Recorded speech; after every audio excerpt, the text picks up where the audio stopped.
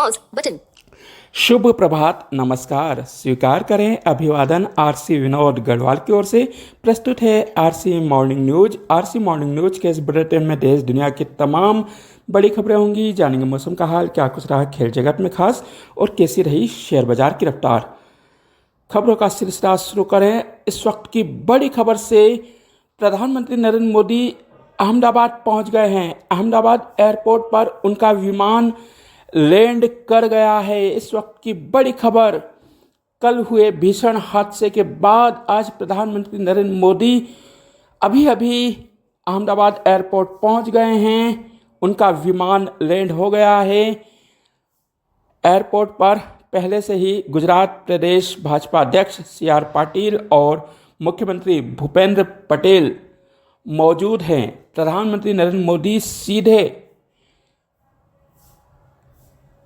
Crash site पर जाएंगे। इसके बाद वे अस्पताल जाकर गंभीर रूप से घायलों से भी मुलाकात करेंगे।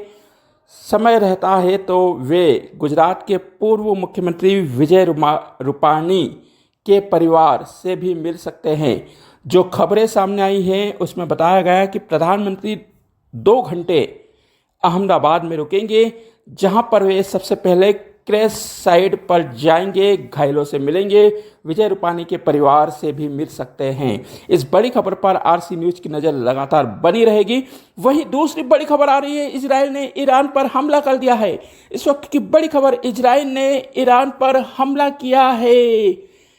इजराइल के मंत्री ने दावा किया है कि आज सुबह इजराइल ने ईरान पर हमला किया है। ईरान के 6 सैन्य ठिकानों पर हमला हुआ है, जिसमें न्यूयॉर्क टाइम्स के अनुसार बताया गया है कि ईरान की IRGC Islamic revolutionary guard Corp के प्रमुख की मौत हो गई है। वहीं इजराइल ने दावा किया है कि ईरान के सेना प्रमुख की भी मौत हुई है।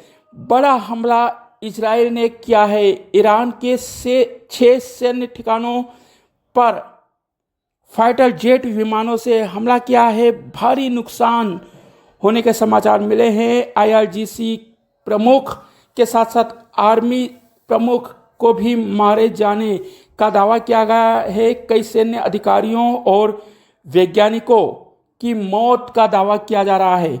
इस बड़ी खबर पर आरसी न्यूज की नज़र बनी हुई है। समय हो गया है उन तमाम बड़ी खबरों को जानने का जो दिन भर रही सुर्खियों में, लेकिन उसके पहले हर दिन की तरह आज भी आरसी पंचांग। आज दिनांक 13 जून 2025, दिन शुक्रवार, विक्रम संवत 2082, शक संवत 1947, अयन उत्तरायण, ग्रीष्म ऋतु, आषाढ़ मास, कृष्ण पक्ष की द्वितीया तिथि दोपहर 3:18 तक, तत्पश्चात तृतीया, राहु काल सुबह 10:58 से दोपहर 12:39 तक। शुक्रवार का दिन मां संतोषी, मां विभवा लक्ष्मी का दिन। माता रानी की कृपा से यह दिवस हम सभी के लिए मंगलकारी, हितकारी, शुभकारी प्रयासों से भरा रहे, यही हमारी कामना है। आरसी विचार, जब किसी में कमी लगे तो उससे बात कीजिए। यदि सब में कमी नज़र आने लगे तो खुद से बात कीजिए। समय हो गया है उन तमाम बड़ी खबरों को जानने का, लेकिन उसके पहले आपसे विनम्र अपील। रिकॉर्डिंग क्लब अपने 10वें वर्ष में प्रवेश कर गया है। रिकॉर्डिंग क्लब अपनी गतिविधियों के विस्तार हेतु आप सभी से आर्थिक सहयोग प्राप्त करना चाहता है। RC 10 मुहिम के तहत आप अपना, अपने परिवार का, अपने रिश्ते नातेदारों का प्रति व्यक्ति 10 रुपये के एक छोटे से अंशदान से रिकॉर्डिंग क्लब की भावी गतिविधियों को बढ़ाने में सहयोग कर सकते हैं। रिकॉर्डिंग क्लब पिछले 9 वर्षों से दृष्टिबाधितों के सर्वांगीण विकास हेतु कार्य कर रहा है। आपका हर एक पैसा दृष्टिबाधित विद्यार्थियों के सर्वांगीण विकास, उनके शैक्षणिक उत्थान में खर्च किया जाएगा। आप 8120944839 पर फ़ोन पे कर सकते हैं। आप सभी के सहयोग की अपेक्षा में रिकॉर्डिंग क्लब संचालक समिति।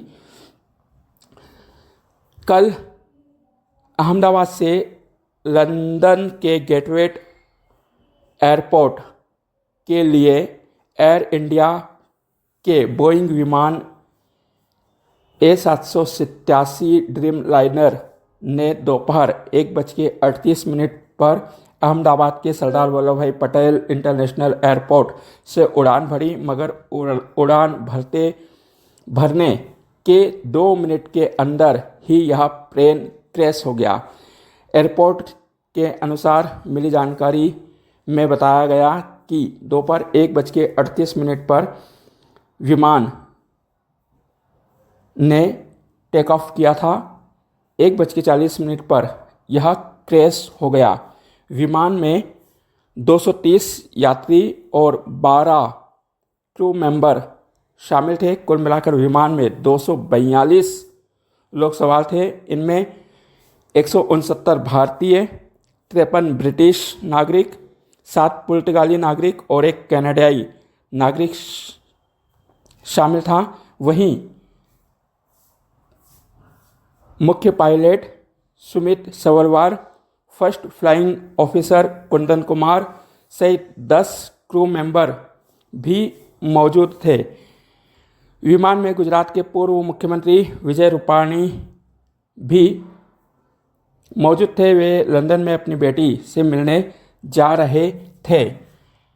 फ्लाइट उड़ते ही पायलट सुमित सवरवार ने मिड डे कॉल किया। मिड डे का मतलब होता है अंतर्राष्ट्रीय आपातकाल, हमारी मदद करो। लेकिन मदद पहुंचती उसके पहले ही यह विमान क्रैश हो गया। विमान एयरपोर्ट से 2.5 किलोमीटर दूर एक रिहायशी इलाके में गिरा। बताया जा रहा है कि विमान पीजी मेडिकल कॉलेज और सिविल हॉस्पिटल की बिल्डिंग से टकराया, जिसमें बेजी मेडिकल कॉलेज के कई डॉक्टर हताहत हुए हैं। हादसे से पूरा देश कराह उठा है। हादसे में अब तक 241 लोगों की मौत की पुष्टि होने के साथ ही कुल मिलाकर 268 लोगों की मौत की पुष्टि हुई है। विमान में 242 लोगों में से 241 की मौत हुई है। वहीं एक यात्री चमत्कारिक रूप से जिंदा बच गया है। यह भारतीय मूल के विदेशी नागरिक है जिनका नाम रमेश विश्वास कुमार बताया जा रहा है। रमेश विश्वास कुमार का एक वीडियो आया है जिसमें वे लंगड़ाते हुए चल रहे हैं। उन्होंने कहा कि एक चमत्कार है, फ्लाइट उठते ही 30 सेकंड बाद विमान फट गया। मैं विमान की सीट नंबर 11A पर बैठा था। मैं कैसे बाहर गया पता नहीं चला, लेकिन जब आंख खुली तो चारों ओर लाशें ही लाशें बिखरी हुई थी। घटना के बाद एम्बुलेंस मंगाई गई। अहमदाबाद के आसपास के शहरों से एम्बुलेंस मंगाई गई, जहां से एयरपोर्ट से सीधे सिविल हॉस्पिटल में मरीजों को ले जाया गया। विमान फटते ही उसमें आग लग गई। केंद्रीय गृह मंत्री अमित शाह मौके पर पहुंचे। अमित शाह ने बताया कि विमान में 1.25 लाख फ्यूल था, जिसके कारण पूरे विमान में आग लग गई। यहाँ का टेम्परेचर 1000 डिग्री सेल्सियस तापमान पर पहुंच गया, जिसके कारण किसी को भी बचा पाना असंभव हो गया। वहीं बेजी मेडिकल कॉलेज के कई डॉक्टर इसमें मारे गए हैं। All India federation of medical association ने दावा किया है कि इसमें 4 MBBS स्टूडेंट, एक सुपरिटेंडेंट डॉक्टर और एक सीनियर डॉक्टर की पत्नी की मौत हुई है। 60 से अधिक डॉक्टर घायल हैं। वहीं बेजी मेडिकल कॉलेज की टीम ने 3 मौतों की पुष्टि की है। इधर बोइंग विमान बनाने वाली कंपनी के प्रमुख ने अहमदाबाद एयरपोर्ट पर हुए इस हादसे की जांच में भारतीय नागरिक उड्डयन विभाग की सहायता करने की पेशकश की है। बोइंग बनाने वाली कंपनी के अधिकारी अहमदाबाद पहुंचकर जांच में सहयोग करेंगे। वहीं टाटा ग्रुप ने मृतकों के परिवार को 1 करोड़ रुपए की सहयोग राशि सभी घायलों का इलाज कराने के साथ ही बेजी मेडिकल कॉलेज के हॉस्टल निर्माण में सहयोग देने का ऐलान किया है। प्रधानमंत्री नरेंद्र मोदी ने हादसे पर गहरा शोक व्यक्त किया है। उन्होंने हादसे के कुछ मिनटों बाद ही एक्स पर ट्वीट करते हुए इस घटना को हृदय विदारक बताया और उनके पास शब्द नहीं हैं कि इस घटना का कैसे बयान किया जाए। फिलहाल इस घटना ने पूरे देश को झकझोर कर रख दिया। देश में इस सदी की इस सबसे बड़ी त्रासदी से सबके मन कुंठित हुए हैं। वही नागरिक उड्डयन मंत्री राम मोहन नायडू ने कहा कि एयरपोर्ट की सुरक्षा और फ्लाइट उड़ाने के लिए उच्च कमेटी का गठन किया जाएगा। मामले की हादसे की हर पहलू से जांच कराई जाएगी। मृतकों की संख्या और भी बढ़ सकती है। हॉस्पिटल के स्ट्रेचर कम पड़ गए तो हाथ गाड़ियों ठेले गाड़ियों पर शव रखकर ले जाया गया। वहीं शव बुरी तरह से झुलस गए हैं। इसके लिए डीएनए टेस्ट करना होंगे। कम से कम 1000 डीएनए टेस्ट कराए जाएंगे। कम समय में यह टेस्ट संभव हो पाए ऐसे प्रयास किए जाएंगे। केंद्रीय गृह मंत्री अमित शाह ने बताया कि हॉस्पिटल को डीएनए टेस्ट के आदेश दिए हैं। डीएनए के बाद ही परिजनों को शव सौंपे जाएंगे। वहीं इंदौर के राजा हत्याकांड में मेघालय पुलिस के सामने आरोपियों ने बड़ा खुलासा किया है। मेघालय पुलिस के अनुसार आरोपियों ने पूछताछ में बताया कि राजा की हत्या का मास्टरमाइंड राज है। राजा और सोनम की हत्या के 11 दिन पहले ही मर्डर की योजना बना ली गई थी। लगातार मेघालय पुलिस सभी आरोपियों से पूछताछ कर रही है। आरोपियों ने बताया कि सोनम 26 मई से 8 जून तक इंदौर में ही राज के साथ रही।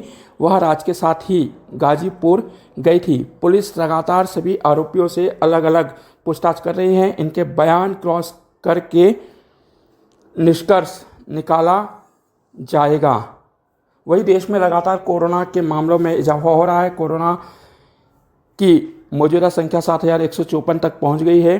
पिछले सप्ताह में 30 लोगों की मौत हुई है।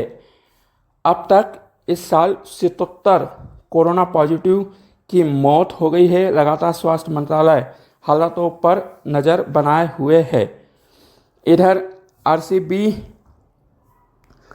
की विक्ट्री परेड में बेंगलोर हादसे में अब बीसीसीआई विक्ट्री परेड पर गाइडलाइन बनाएगा। बीसीसीआई ने कल जानकारी दी कि 14 जून को इस संबंध में बैठक आयोजित की गई है। विक्ट्री परेड के लिए गाइडलाइन बनाई जाएगी। लगातार बेंगलोर में हुए हादसे के बाद बीसीसीआई से इस प्रकार की गाइडलाइन बनाए जाने की मांग की जा रही है। बीसीसीआई इस बैठक में घरेलू सीरीज पर भी चर्चा करेगा। इधर कर्नाटक हाईकोर्ट ने कल आरसीबी मार्केटिंग हेड निखिल सोसले को जमानत दे दी है। वहीं कांग्रेस ने कहा कि भारतीय विदेश नीति को लगातार झटका लग रहा है। अमेरिकी राष्ट्रपति द्वारा पाकिस्तान के सेना प्रमुख मुनीर को बुलाया जाना, पाकिस्तान की तारीफ करना इसका साफ संकेत है। कांग्रेस ने प्रधानमंत्री नरेंद्र मोदी को चिट्ठी लिखकर सर्वदलीय बैठक बुलाकर सभी राजनीतिक दलों को विश्वास में लेने की बात कही है। इधर बिहार विधानसभा चुनावों को लेकर सभी पार्टियों ने अब बैठकों का दौर शुरू कर दिया है।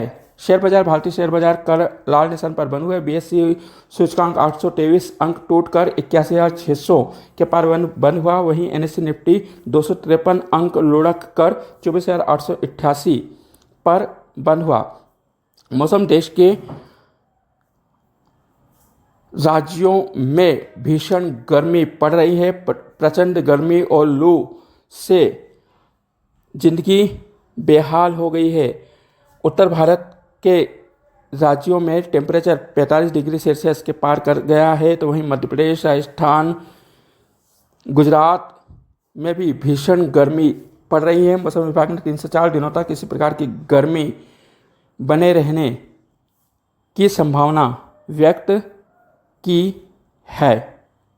वहीं इस वक्त बड़ी खबर मिल रही है, इजराइल के हमले के बाद ईरान ने कहा है कि इस हमले का मुंहतोड़ जवाब दिया जाएगा।